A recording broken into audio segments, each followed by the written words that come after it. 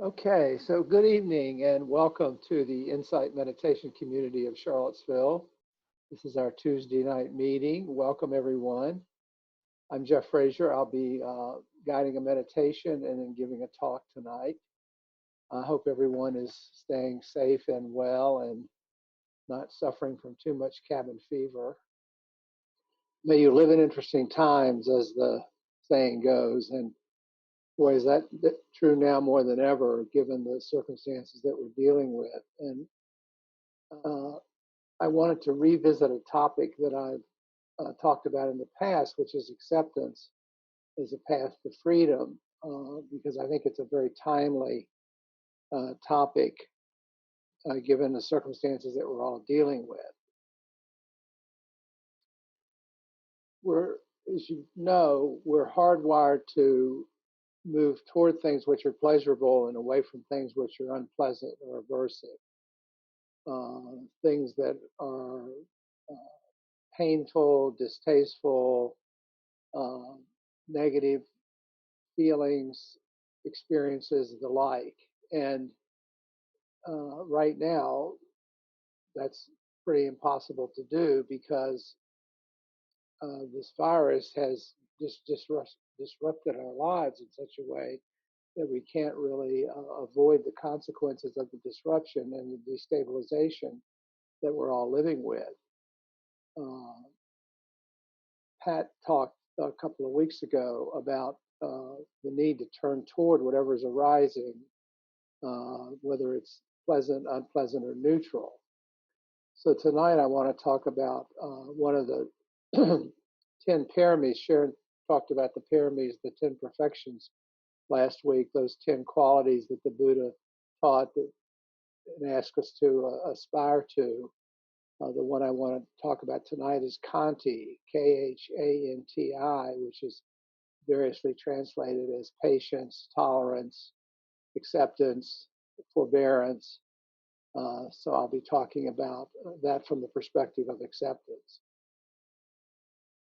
But when Pat talked about um, welcoming or turning toward whatever arising, he was really describing uh, another way of describing acceptance as a practice.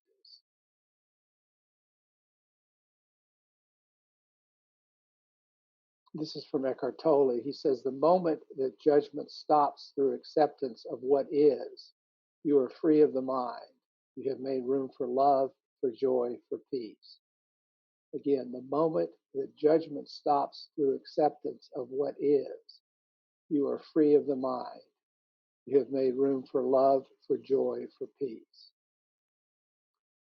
So avoidance, which is a natural inclination, really is a way that keeps us from facing life as it is, from really accepting not just the joys, but also trying to embrace the sorrows as well.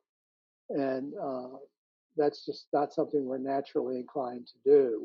We suffer both physical and psychological pain, and both of which can be debilitating. And right now, there's a tremendous amount of psychological suffering in the form of fear of this virus and the consequences, whether it's becoming ill, financial ruin, uh, job loss, estrangement from those we care about, social isolation, and so forth. So this natural aversion we have to all that is just increases or worsens our suffering. We think about these things, we dwell on them, we ruminate about them, we worry about them, we resent them, we dread them. The list goes on and on. And again, the natural inclination is to push them away, to push away those things which are unpleasant or aversive. Uh, we might uh, get entangled in it. We amplify that by dwelling on it. We wrestle with it, and eventually it can transform into something traumatic.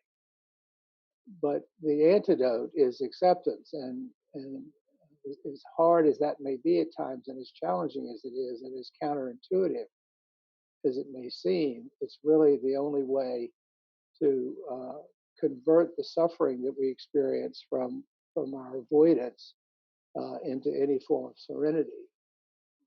The serenity that comes from trading avoidance for acceptance of things as they are, not as we wish them to be. We all have a tendency to want things to be the way we want them. Right now, that illusion of certainty has been shattered by this virus, and so it's very difficult to even hold on to the belief that we can have things as they are. We're kind of forced into confronting, uh, accepting things as they are.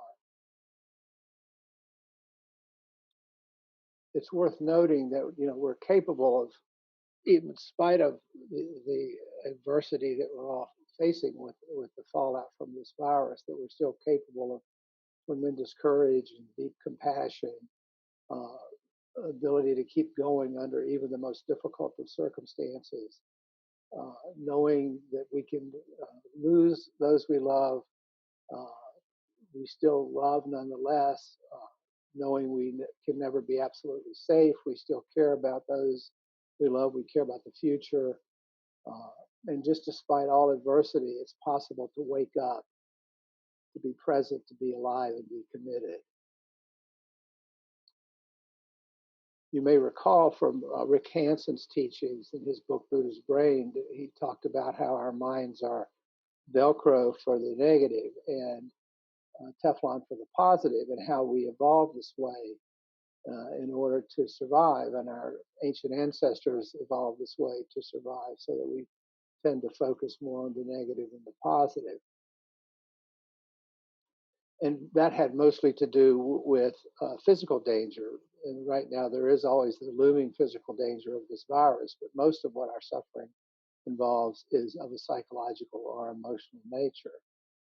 And attempting to avoid that is really a source of a tremendous amount of our suffering, as we try to push it away, as we try to run away from it, distract ourselves, and so forth. We don't want to accept all the scary and fearful parts. We don't want to look at that. We want to turn away from it, not do as Pat suggested, which is just accept whatever is arising. We know both from the Buddhist teaching and from modern research that the more we tend to avoid something which is unpleasant or frightening or aversive, the more we strengthen that fear, the more we become more afraid, not less afraid. Uh, it may be that the avoidance in that moment reduces the discomfort, but over time it makes that fear greater. It just enlarges it. It just makes it worse.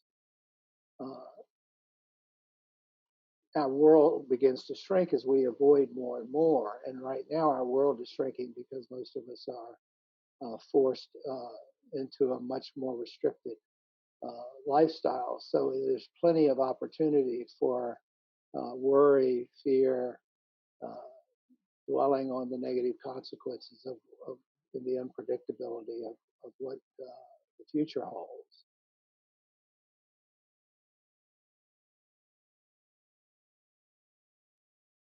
The Buddha talked about this 2,500 years ago. He said that transformation happens when suffering is known. And what he meant by, I think, suffering is known when suffering is experienced. When we actually accept it and face it or lean into our suffering, our fears, our anxieties, our scary places. You may recall the parable of the two arrows. Uh, that pain and suffering are not the same thing. That pain is the first arrow, it's unavoidable. Right now, there's much pain that we're experiencing that is unavoidable. But the second arrow is that which really causes the suffering, and that's when we mentally begin to dwell on that which is so frightening or so upsetting or so aversive or so negative to us to think about.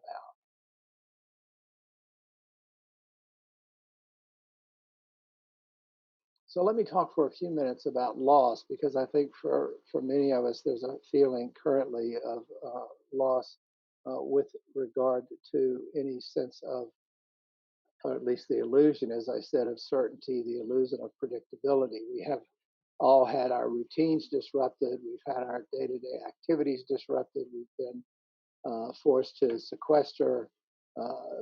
We're away from the people we care about often. We can't have physical contact except with immediate family. And so there's this tremendous sense of loss of control, this loss of community, this loss of a sense of safety, of job security, of financial security, and so forth and so on.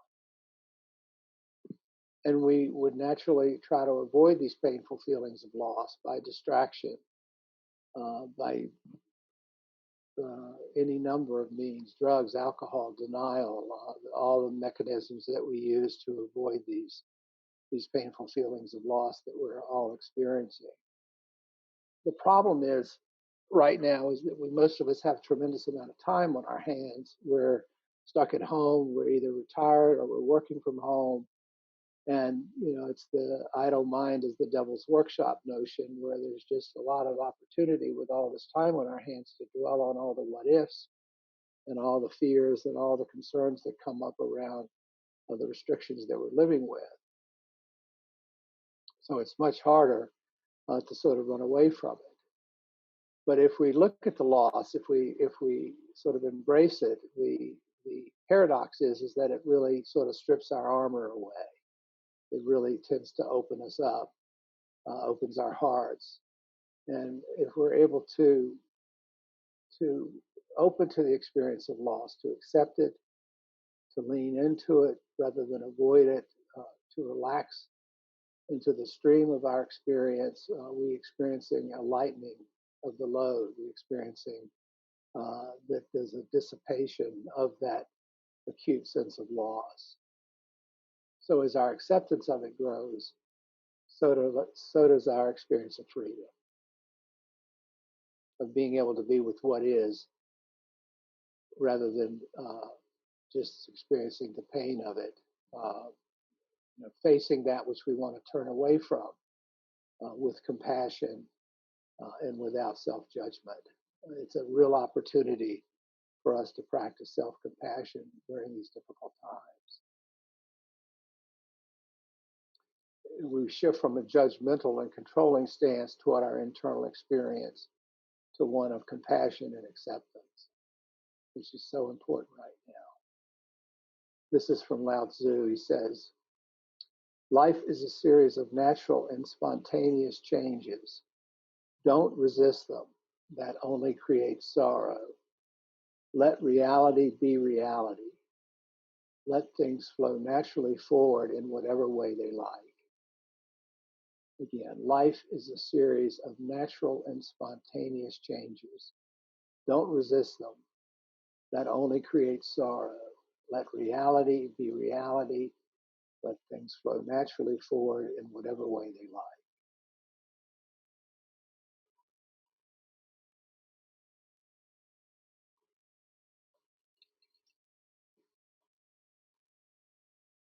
Ajahn Sumedho, who, as you may know, is an American-born Theravada monk, was asked what was the essence of the Buddha's teachings, and he said, "Let go, let go, let go." Meaning, let go of our attempts to control and push away that which we would rather avoid. Letting go being another form of acceptance. So true freedom then comes from accepting what the Taoists call both the 10,000 joys and the 10,000 sorrows of life, which is not our natural tendency.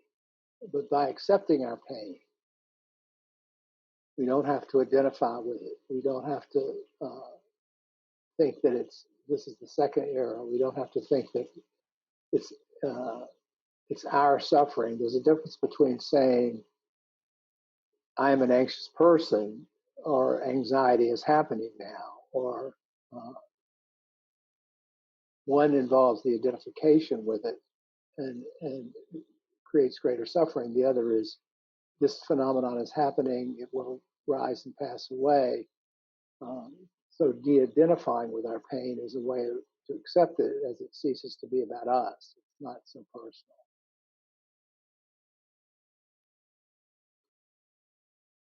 This is what the Buddha taught, that as accepting our suffering is a step toward alleviating it. And of course, his teachings are a roadmap for doing so.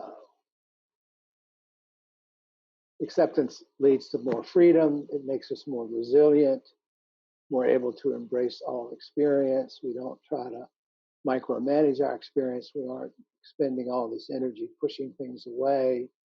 We're not becoming emotionally rigid or inflexible.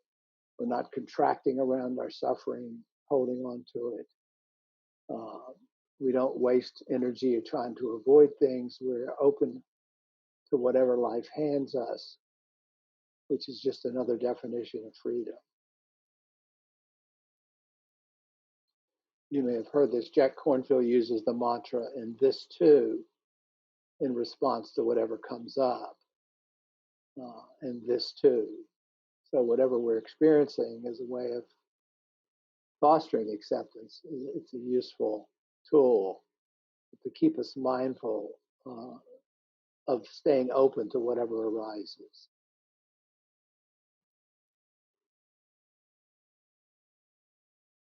So this helps us meet life with equanimity and acceptance and the peace and freedom which follows. Mark Epstein, some of you may know of, is a psychiatrist and author and a Dharma teacher, says, quote, acceptance connects us with the boundless unknown support that is intrinsic to the mind and which is the key to psychological balance. Acceptance connects us with the boundless unknown support that is intrinsic to the mind and which is the key to psychological balance. So the opposite of not opening to all experience, as I said, is to contract, to avoid, to deny. And if we practice acceptance, we move from resistance to life as it is, regardless of what's coming up. And now more than ever, this is what's needed. These are difficult times, as we all know. Rick Hanson says that acceptance is the foundation of wisdom and inner peace. And I could not agree more. Acceptance is the foundation of wisdom and inner peace. So those are my thoughts on acceptance. I'd like to close with a poem from my favorite poet, Mary Oliver, from her book, A Thousand Mornings. She says, I go down to the shore in the morning, and depending on the hour, the waves are rolling in or moving out. I go down to the shore in the morning, and depending on the hour, the waves are rolling in or moving out. And I say, oh, I am miserable. What should I do? And I say, oh, I am miserable. What should I do? And the sea says in its lovely voice, excuse me, I have work to do. And the sea says in its lovely voice, excuse me, I have work to do.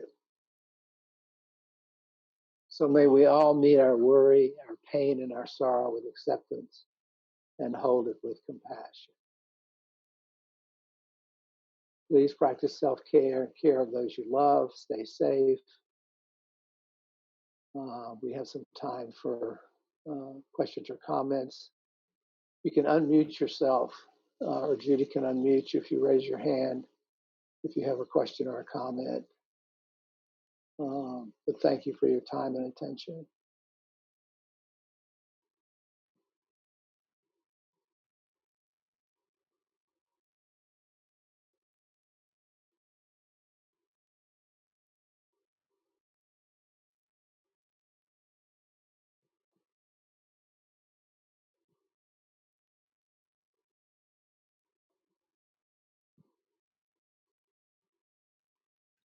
I have a question. Can you hear me, Jeff? Yes, Linda, hi. Yeah, hi. Um, I was just thinking one of the feelings that comes up for me a lot in this is isolation. I live by myself, and I've heard, oh, it's so important you don't feel isolated. And I mean, they talk about that on our noonday talk. Um, so if I lean into that,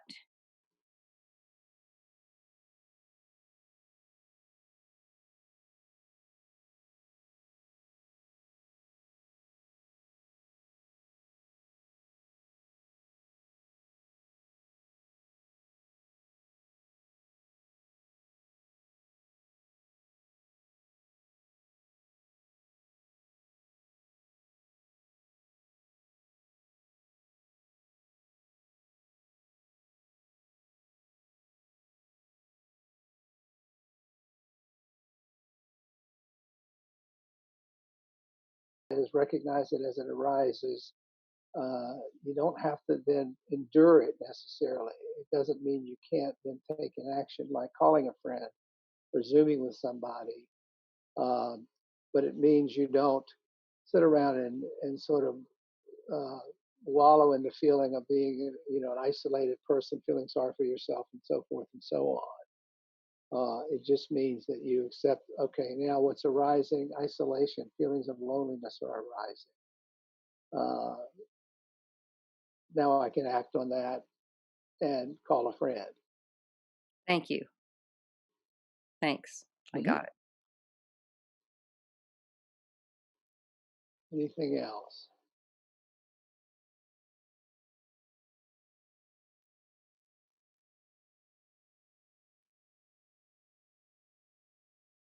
Okay, well, if there's not any other questions or comments, let's see, there's something in the chat room. Let me see what it says. Okay, that was a private message. We will see you next Tuesday, or we'll see you at noon any day in the meantime. I wish you well. Please stay safe. Take care of yourself. Many blessings. And thanks for your time and attention. Good night. Thank Thank you. Thank you. Thanks, Jeff. Thanks, Jeff. Thank you. Thank you. Thank you so much. Thank you, Jeff. Thanks, Jeff. Thanks, Jeff. Thank you. Yes. Thanks. Thanks, Jeff. Thank Hi, you. Thank you. Thank you, Jeff. Mary Ellen. Hi, Susan. Hi, Mimi. Nice to see you.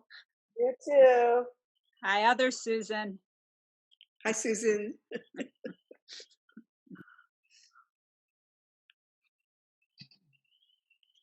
Hi, Susan. Barbara, you're talking to me, Susan, right? I am. It's I so am. great to hear your voice. How are you? I am doing well. I can't get video because I have low bandwidth, but I am so happy to be here. It's Glad just, you're joining us. Yes, keep coming. oh, I will. And I've been to the noonday, to the Good. noon one. Great. Good. Great seeing you. And thank you, Jeff. Thank you. Thank you.